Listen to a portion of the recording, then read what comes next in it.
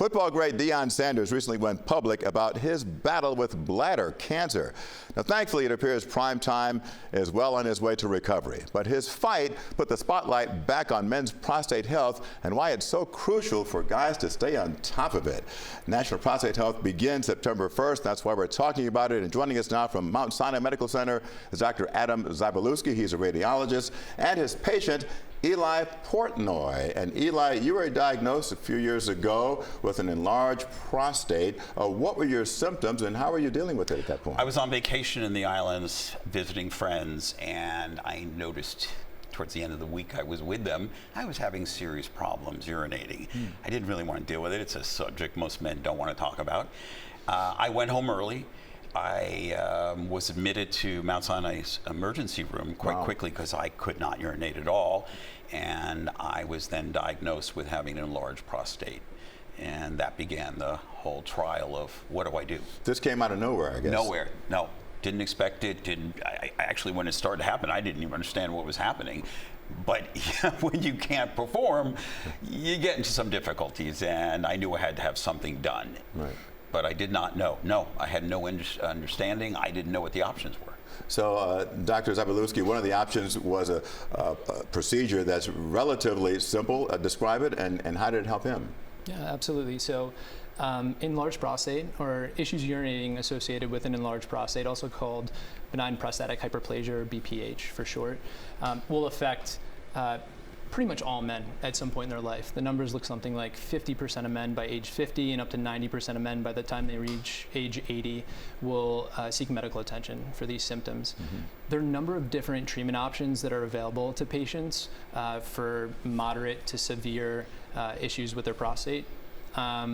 Most of those procedures are offered by urologists, and they vary widely from some surgical procedures, all performed cystoscopically.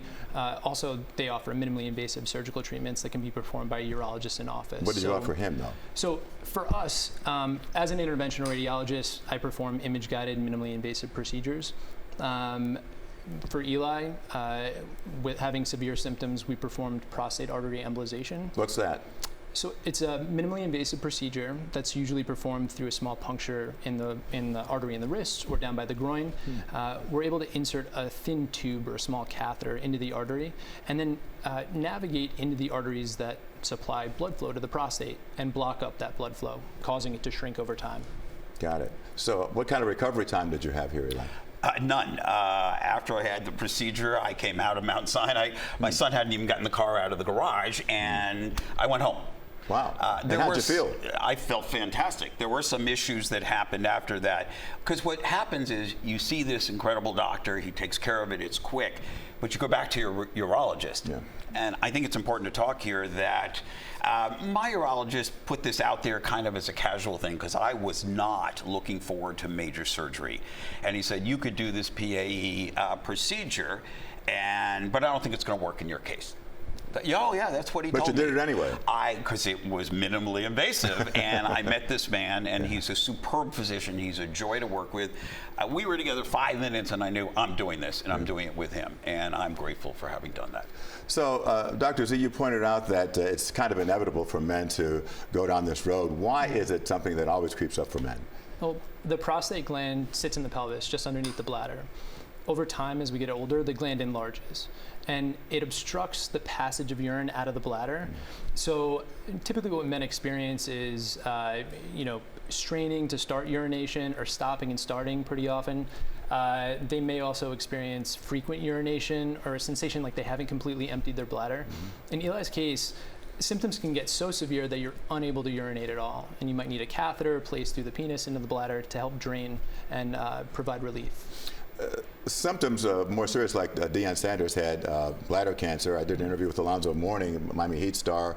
He had prostate cancer. They can kind of sneak up on you, can't they? Yeah, and I think it's important that the procedures that we offer and the consultation that we provide to patients should not obviate, a formal workup from a urologist or from your primary care physician, because things like prostate cancer or bladder cancer really need to be identified as something that's distinct, because the treatment options are obviously very different for the two disease processes. Are there any do's and don'ts that men should take in terms of their prostate health? I think that we were discussing this earlier. I think that leading a normal, sort of active, healthy life, sort of practical advice is important for all men. Yeah.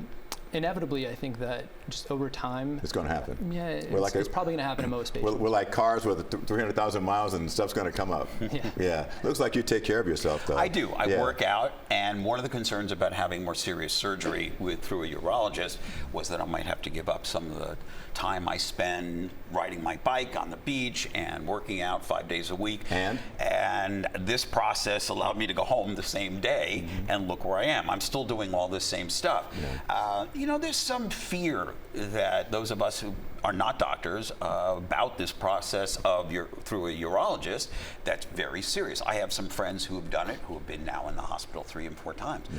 I was out in an hour and change, and the rest is history. All right. Well, you're the poster child for, go through this procedure and follow wherever the path leads you, and things can work out great.